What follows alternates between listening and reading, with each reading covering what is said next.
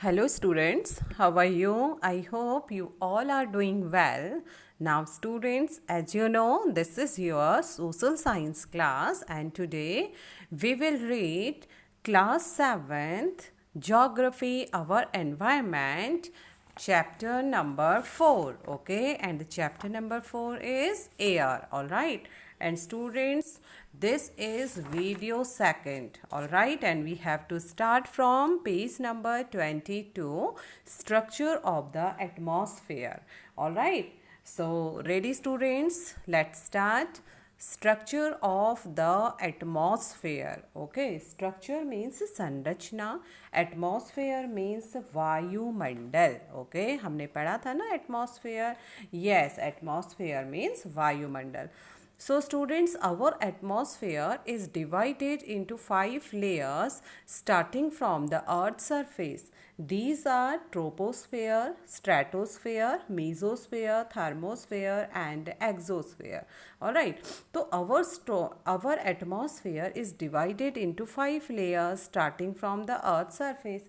हमारा जो वायुमंडल है स्टूडेंट्स वे 5 लेयर्स में 5 परतों में विभाजित होता है जो पृथ्वी की सरफेस से अर्थ सरफेस से प्रारंभ होता है. ओके, तो हमारा वायुमंडल 5 परतों में बटा हुआ है जो पृथ्वी की सतह से आरंभ होती है. अब वे 5 परतें क्या हैं? These are troposphere, stratosphere, mesosphere, thermosphere and exosphere. Okay, ये है ट्रोपोस्फेयर. ट्रोपोस्फेयर मीन्स होता है स्टूडेंट्स शोभ मंडल. ओके, ट्रोपोस्फेयर शोभ मंडल एंड स्ट्रेटोस्फेयर समताप मंडल, मीजोस्फेयर मध्य मंडल, थर्मोस्फेयर वायुमंडल, थर्मोस्फेयर बाह्य वायुमंडल. ओके, बाह्य वायुमंडल एंड एक्सोस्फेयर बहिमंडल. एक्सोस्फेयर बहिमंडल. As you can see here 5 layers. Okay, 5 layers starting from the earth surface. All right, starting from the earth surface. Alright, तो सबसे पहले हमने क्या देखा? ट्रोपोस्फेयर यानी शोभ मंडल, देन स्ट्रेटोस्फेयर समताप मंडल, मीजोस्फेयर मध्य मंडल, थर्मोस्फेयर वायुमंडल एंड एक्सोस्फेयर बहिर्मंडल. Alright, so let's read students about detail. Troposphere. This layer is the most important layer of the atmosphere.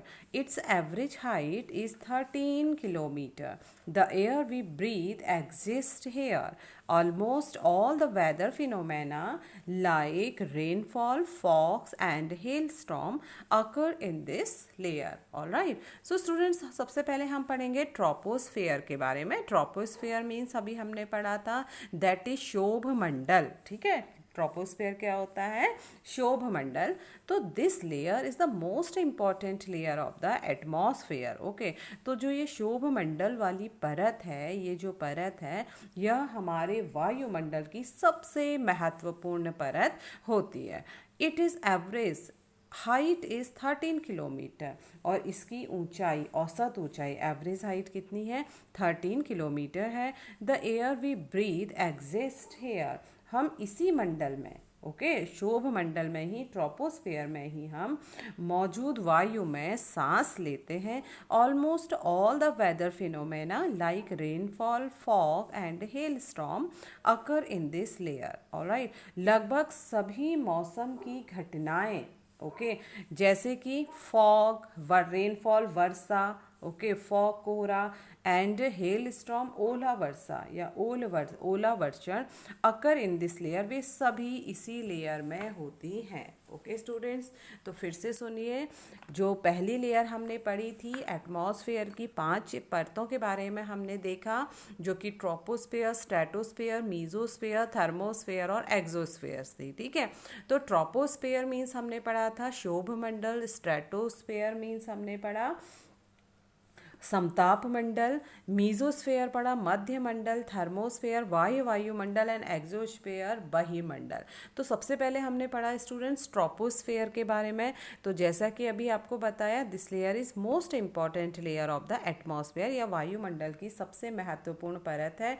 इसकी जो हाइट होती है वो एवरेज हाइट 13 किलोमीटर है, और यह इसलिए मोस्ट इंपॉर्टेंट लेयर है बिकॉज इसी परत में हम ऑलमोस्ट क्या करते हैं, ऑल द वेदर फिनोमेना इस परत में होते हैं, और हम इसी परत में सांस भी लेते हैं, इसी परत की वायु में हम श्वसन क्रिया को करते हैं। ओके, तो इसीलिए इस परत को वायुमंडल की सबसे महत्वपूर्ण परत कहा गया है। और मौसम की लगभग सभी घटनाएं जैसे fog, rainfall and hail storm इसी लेयर में अकर होते हैं, इसी लेयर में मिलते हैं। ओके स्टूडेंट्स, नाउ अब हम पढ़ेंगे स्ट्रेटोस्फेयर। अब स्ट्रेटोस्फेयर क्या है? Above the troposphere lies the stratosphere. It extends up to a height of 50 kilometer. This layer is almost free from clouds and associated weather phenomena, making conditions most ideal for flying aeroplane. One important feature of stratosphere is that it contains a layer of ozone gas. We have just learned how it protects us from the harmful effect of the sun rays. Okay, अब हम पढ़ेंगे stratosphere के बारे में। तो student stratosphere क्या होता है? अभी जैसा कि हमने बताया था, स्ट्रेटोस्फेयर क्या होता है? समताप मंडल होता है, और ये ट्रोपोस्फेयर के बाद लेयर आती है। ओके, हम पृथ्वी की सतह से अगर बात करें तो सबसे पहले ट्रोपोस्फेयर आता है। ट्रोपोस्फेयर के बाद जो लेयर आती है वो क्या है? स्ट्रेटोस्फेयर है। ऑलराइट, तो above all the troposphere lies the stratosphere, शोभ मंडल के ऊपर। ऑलराइट, ट्रोपोस्फेयर यानी शोभ मंडल के ऊपर का भाग क्या कहलाता है? स्ट्रेटोस्फेयर कहलाता है, समताप मंडल कहलाता है। अब इसकी ऊंचाई कितनी होती है? It extend up to height of 50 kilometre, या 50 किलोमीटर इसकी क्या होती है? हाइट होती है। This layer is almost free from clouds and associated weather phenomenon, making conditions most ideal for flying aeroplanes. Okay, तो स्टूडेंट्स यह परत जो है यह बादलों एवं मौसम संबंधी घटनाओं से लगभग फ्री होता है। यहाँ पे मौसम संबंधी घटनाएं जैसे हमने पढ़ी थी, रेनफॉल, फॉग, हेल स्टॉर्म, ये सब घटनाएं यहाँ पर नहीं होती हैं।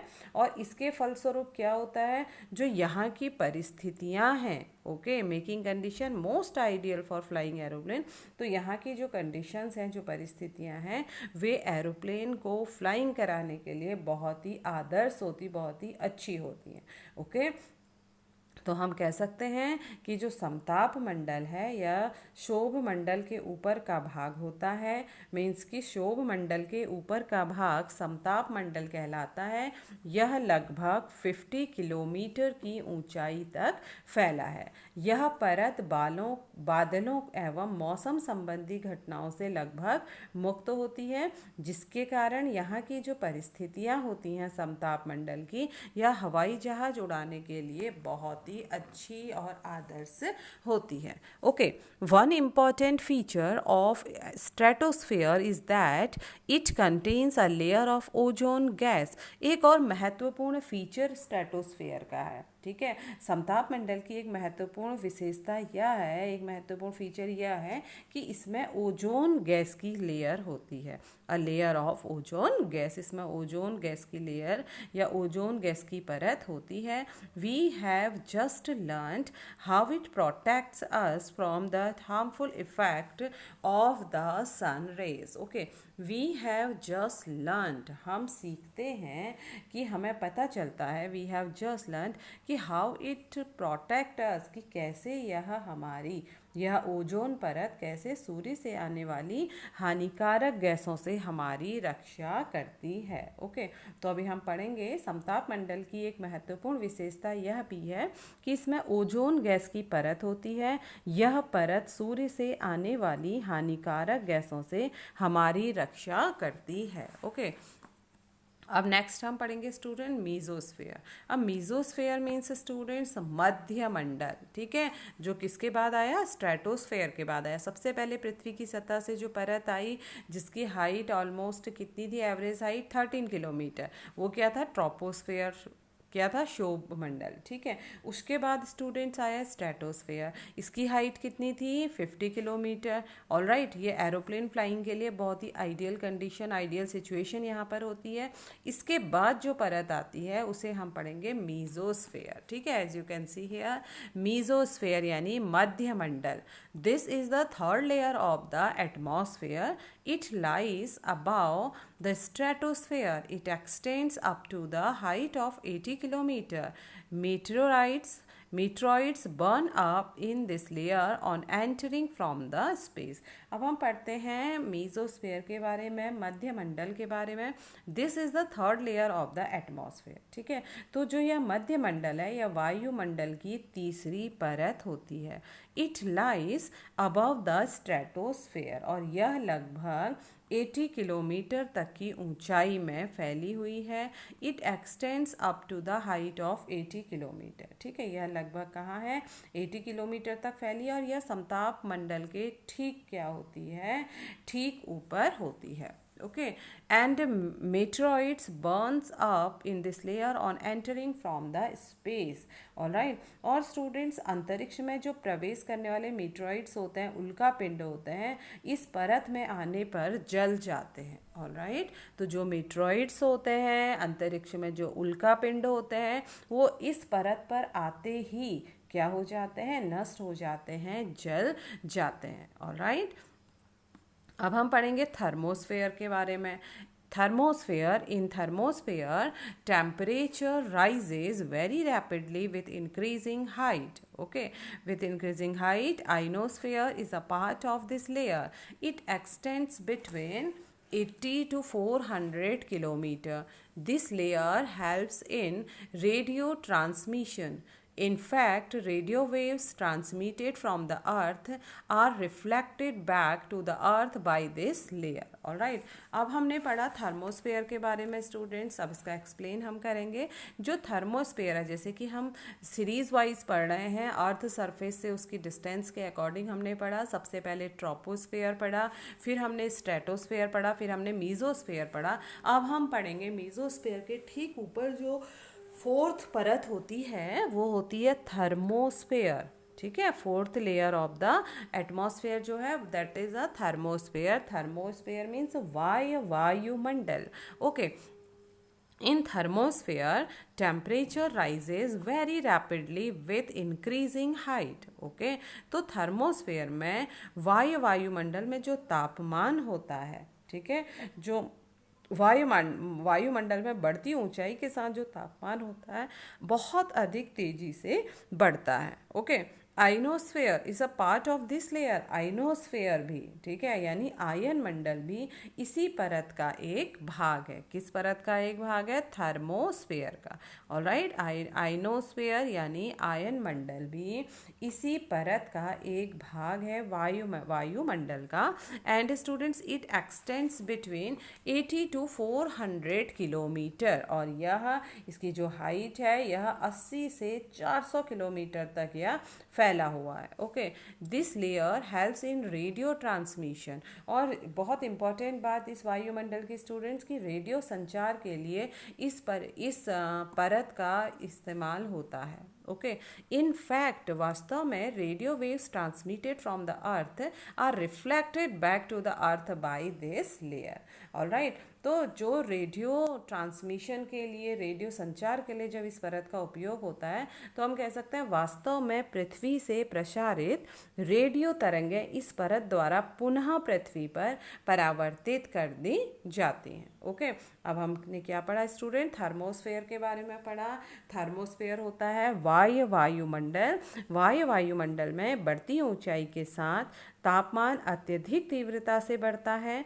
आयन मंडल इस परत का एक भाग है। यह 80 से 400 किलोमीटर तक फैला हुआ है, और रेडियो संचार के लिए इस परत का उपयोग होता है वास्तव में पृथ्वी से प्रसारित रेडियो तरंगें इस परत द्वारा पुनः पृथ्वी पर परावर्तित कर दी जाती हैं। Okay, now next exosphere. अब हम पढ़ेंगे एक्सोस्फेयर यानी बहिर्मंडल के बारे में। ठीक है, अब एक्सोस्फेयर बहिर्मंडल क्या है? The upper most layer of the atmosphere is known as exosphere. Alright, the upper most layer of the atmosphere यानी वायुमंडल की, ठीक है, वायुमंडल की सबसे ऊपरी परत को बहिर्मंडल कहा जाता है। ठीक है, वायुमंडल की सबसे ऊपरी परत को क्या कहा जाता है? एक्सोस्फेयर यानी बहिर्मंडल कहा जाता है। सबसे ऊपरी परत है ये वायुमंडल की। Alright, and this layer has very thin air. और आपको तो मालूम है जैसे जैसे टेम्परेचर ऊपर बढ़ता है तो वायु क्या होती जाती है? और अधिक हल्की होती जाती है। तो दिस लेयर, इस लेयर में, इस परत में जो हवा है वह बहुत ही पतली होती है।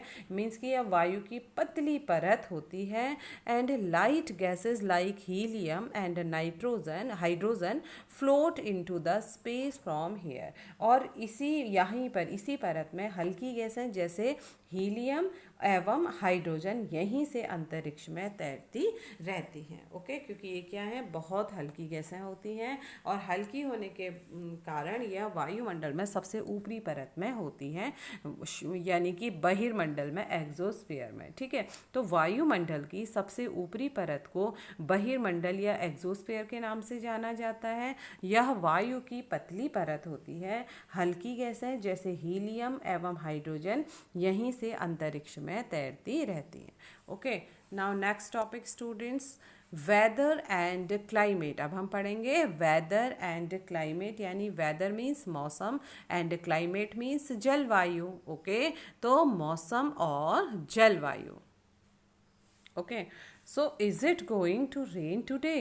Will it be bright and sunny today?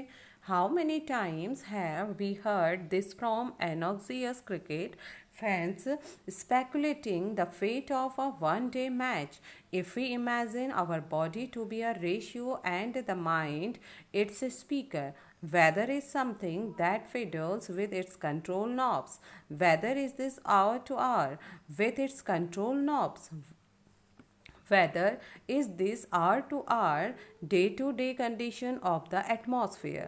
A hot or humid weather may make one irritable. A pleasant breezy weather may make one cheerful and even plan for an outing. Weather can change dramatically from day to day. However, the average weather condition of a place for a longer period of time represents the climate of a place. Okay, now do you understand why we have daily weather forecast? Okay, now weather and climate, मौसम और जलवायु. All right, so let's read students. Is it going to rain today? क्या आज वर्षा होगी? Will it be bright and sunny today? क्या आज दिन साफ होगा या धूप निकलेगी? ब्राइट मीन्स साफ, सनी मीन्स धूप खिला हुआ। Okay, how many times have we heard this from anxious cricket fans speculating the fate of a one day match? Okay, तो स्टूडेंट्स, क्या आज वर्षा होगी, क्या आज दिन साफ होगा और धूप निकलेगी? कितनी ही बार हमने क्रिकेट प्रेमियों के मुंह से, क्रिकेट फैन के मुंह से, क्रिकेट प्रेमियों के मुंह से एक दिवसीय वनडे मैच, ओके, एक दिवसीय मैच के भविष्य पर अनुमान लगाते सुना हुआ होगा। ओके, आपने भी सुना होगा कई बार। If we imagine our body to be a radio and the mind its speaker, weather is something that fiddles with its control knobs. Okay, if we imagine our body to be a radio, यदि हम कल्पना करें कि हमारा जो शरीर है वो एक रेडियो है, ठीक है, and the mind it's speaker, और जो हमारा मस्तिष्क है, जो हमारा दिमाग है, वो क्या है? वह स्पीकर है। ठीक है, यदि हम कल्पना करें कि हमारा शरीर एक रेडियो है और मस्तिष्क हमारा उसका स्पीकर है, weather is something that fiddles with its control knobs, तो मौसम वह है जो इसके नियंत्रण बटनों से, कंट्रोल नॉब्स, ठीक है, जो इसके नियंत्रण बटनों से क्या करता है? छेड़छाड़ करता है। Alright, alright student, knobs means क्या होता है, किसी मशीन का जो बटन होता है, नॉब होती है, ठीक है, उसे क्या कहते हैं, नॉब बोलते हैं। तो हम अगर कल्पना करें, यदि हम सोचें कि हमारा शरीर एक रेडियो है और मस्तिष्क उसके स्पीकर हैं, तो मौसम वह है जो इसके नियंत्रण बटनों से छेड़छाड़ करता है। Alright, weather is this are two are day to day condition of the atmosphere. अब यहाँ पर वेदर की बहुत अच्छी डेफिनेशन है स्टूडेंट्स। मौसम क्या है? मौसम वायुमंडल की प्रत्येक घंटे तथा दिन प्रतिदिन की स्थिति होता है, ठीक है। क्या होता है मौसम? वेदर इज दिस, मौसम यह है, आर टू आर, हर घंटे की, डे टू डे, हर दिन की, condition of the atmosphere means कि वहाँ मौसम वायुमंडल की, एटमॉस्फेयर की प्रत्येक घंटे की और दिन प्रतिदिन की स्थिति होती है, वही मौसम कहलाता है। Okay, A hot or humid weather may make one cheerful and even plan for an outing. A pleasant breezy weather. एक खुशनुमा सुहावना breezy weather, ठीक है, मीन्स कि एक सुहावना मौसम क्या करता है, हवादार, ब्रीजी मीन्स हवादार मौसम हमें क्या करता है, चेयरफुल करता है, आनंद दायक बनाता है, ठीक है। तो एक अच्छा हवादार मौसम हमें आनंद देता है, and even plan for an outing, और हमें घूमने की योजना भी बनाता है। हम कहते हैं ना, आज मौसम बहुत अच्छा है, चलो घूमने चलते हैं, ठीक है। Weather can change dramatically, okay, and a hot or humid weather may make one irritable, और एक गर्म और ह्यूमिड आर्द्र मौसम जो होता है हमें चिड़चिड़ा बना देता है। ऑलराइट, मीन्स कि आर्द्र एवं गर्म मौसम किसी को भी चिड़चिड़ा बना सकता है, और अच्छा और हवादार मौसम हमें आनंद देता है, और हम उससे घूमने की प्लानिंग भी करते हैं एक अच्छे मौसम में, एक हवादार मौसम में। Weather can change dramatically from day to day, मौसम प्रतिदिन, ठीक है, मौसम प्रतिदिन नाटकीय रूप से बदलता रहता है। ड्रामेटिकली मीन्स नाटकीय रूप से। नाटकीय रूप से हम क्या कहेंगे, देखो सुबह बहुत तेज़ धूप होती है और सडन से बादल आते हैं और बहुत तेज़ बारिश होने लगती है, या कभी क्या होता है, बहुत तेज़ बारिश आती है और सडन बारिश रुक के बहुत तेज़ धूप खिल जाती है। तो मौसम जो होता है वह नाटकीय रूप से दिन प्रतिदिन बदलता रहता है। However, the average weather condition of a place for a longer period of time represents the climate of a place। और इसी प्रकार से क्या होता है, दीर्घ काल में किसी स्थान का जो मौसम होता है, किसी स्थान का औसत मौसम जो होता है लंबे समय तक, उस स्थान की क्लाइमेट यानी जलवायु कहलाता है। Okay, now do you understand why we have daily weather forecast? तो क्या आप समझ गए कि मौसम का जो दैनिक फॉरकास्ट मीन्स पूर्वानुमान, ठीक है, तो मौसम का जो पूर्वानुमान है वो क्यों किया जाता है, ठीक है। तो स्टूडेंट्स क्या है, इस पैराग्राफ में हमने वेदर और क्लाइमेट की बहुत अच्छी डेफिनेशन भी पढ़ी और बहुत अच्छा कॉन्सेप्ट भी हमें वेदर और क्लाइमेट के ऊपर हुआ, ठीक है। बहुत सारे स्टूडेंट्स वेदर और क्लाइमेट को लगभग एक ही सेंस पर लेकर जाते हैं, पर ऐसा नहीं है। वेदर किसे कहते हैं स्टूडेंट्स? वेदर क्या होता है, हर दिन हर घंटे बदलने वाला मौसम है, ठीक है, मीन्स कि हर दिन हर घंटे बदलने की वायुमंडल की जो स्थिति होती है वो मौसम कहलाती है। और इसके अपोजिट क्लाइमेट क्या होता है, दीर्घ काल में लंबे समय पर किसी स्थान का जो एवरेज मौसम होता है, किसी स्थान का जो एवरेज वेदर होता है, वह उस स्थान की जलवायु कहलाता है, उस स्थान की जलवायु बताता है। तो अब आप समझ गए कि मौसम और जलवायु में क्या अंतर है।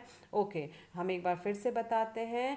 मौसम वायुमंडल की प्रत्येक घंटे तथा दिन प्रतिदिन की स्थिति होती है, और जलवायु क्या होता है, दीर्घ काल तक मीन्स लंबे समय तक किसी स्थान का जो औसत एवरेज मौसम होता है वह उस स्थान की जलवायु बताता है। ओके, नाउ टेम्परेचर, अब हम पढ़ेंगे तापमान। स्टूडेंट्स, अब हमें क्या पढ़ना है, तापमान। ओके, सो लेट्स रीड तापमान, the temperature you feel every day. Okay, the temperature you feel every day is the temperature of the atmosphere. The degree of hotness and coldness of the air is known as temperature. तो तापमान आप सभी को पता है कि तापमान क्या होता है। हम अक्सर बात करते हैं कि आज टेम्परेचर बहुत अधिक है या आज टेम्परेचर बहुत कम है। ठीक है, तो टेम्परेचर क्या होता है? टेम्परेचर स्टूडेंट्स हॉटनेस का और कोल्डनेस का क्या है? एक डिग्री है। ठीक है, तो हम कह सकते हैं the temperature you feel every day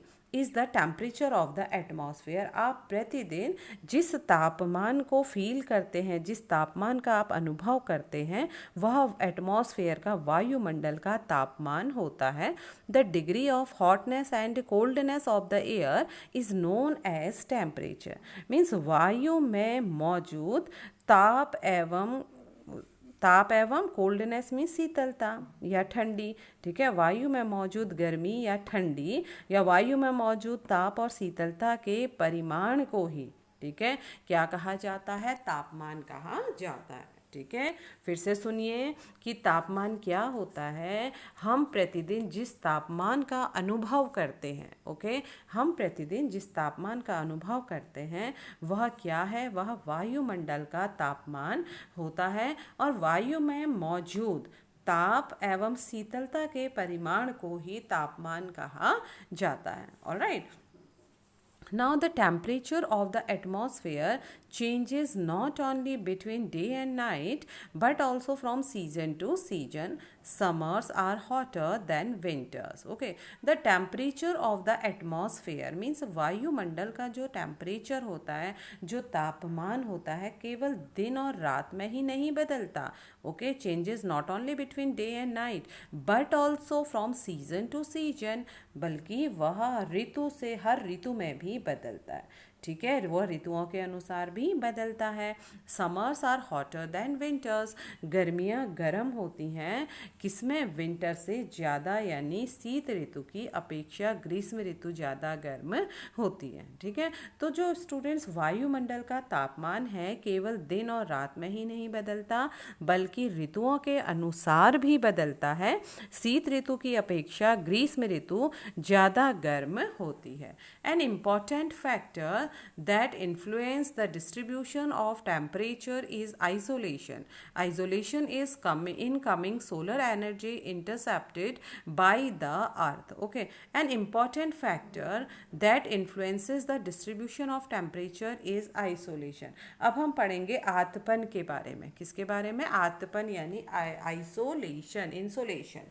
ठीक है, आतपन यानी इंसोलेशन। इंसोलेशन क्या होता है स्टूडेंट? सबसे पहले हम आपको इंसोलेशन को बताते हैं। इंसोलेशन एक बहुत ही इम्पॉर्टेंट एलिमेंट्स कह सकते हैं या कारक कह सकते हैं, फैक्टर कह सकते हैं, जो टेम्परेचर को वितरण को, ठीक है, डिस्ट्रीब्यूशन ऑफ टेम्परेचर, जो तापमान के वितरण को प्रभावित करता है, उसे आतपन या इंसोलेशन कहा जाता है। ठीक है, सो let's read. An important factor that influences the distribution of temperature is insolation. ठीक है, तो आतपन एक महत्वपूर्ण कारक है, एक महत्वपूर्ण फैक्टर है जो तापमान के वितरण को प्रभावित करता है। Okay, and insolation is the incoming solar energy intercepted by the earth. और जो आतपन है यह सूर्य से आने वाली ऊर्जा जिसे पृथ्वी पर रोक लेती है, आतपन कहलाती है। ठीक है, आतपन का बहुत अच्छा क्लियर कॉन्सेप्ट और डेफिनेशन यहाँ पर दी गई है।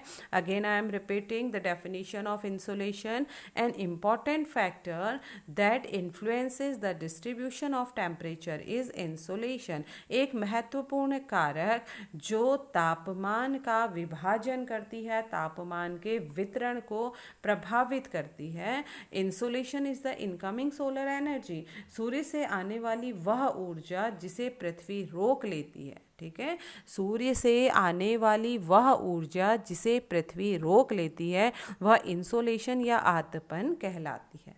Alright, the amount of insolation decreases from the equator towards the poles. Okay, the amount of insolation decreases. जो insolation, जो आतपन की जो मात्रा होती है वो कम होती रहती है, घटती रहती है फ्रॉम द इक्वेटर यानी भूमध्य रेखा से।